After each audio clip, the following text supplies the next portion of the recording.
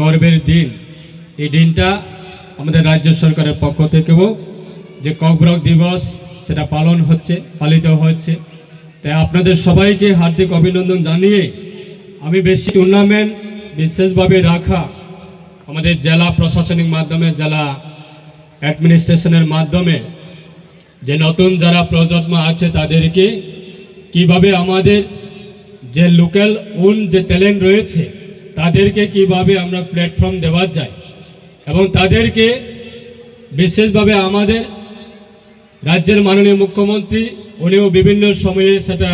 রাজ্যের প্রত্যেক অংশের মানুষের কাছে আবেদন করে থাকে এবং আমাদের রাজ্য সরকারের ক্রীড়া দপ্তরের যিনি দপ্তরের মন্ত্রী রয়েছে শ্রদ্ধেয় আমাদের তিনকুরাই মহোদয়, উনিও ক্রীড়া দপ্তরের মন্ত্রী, উনিও বিভিন্ন সময়ে বিশেষভাবে আমাদের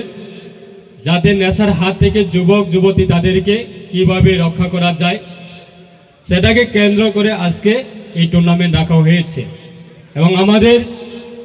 বিশেষভাবে আমাদের রাজ্য সরকারের পক্ষ থেকে বিভিন্ন ব্লক ভিত্তিক, বিভিন্ন বিধানসভা ভিত্তিক এবং বিভিন্ন মহকুমা ভিত্তিক, জেলা ভিত্তিক বিভিন্ন টুর্নামেন্ট রাখা হয়েছে।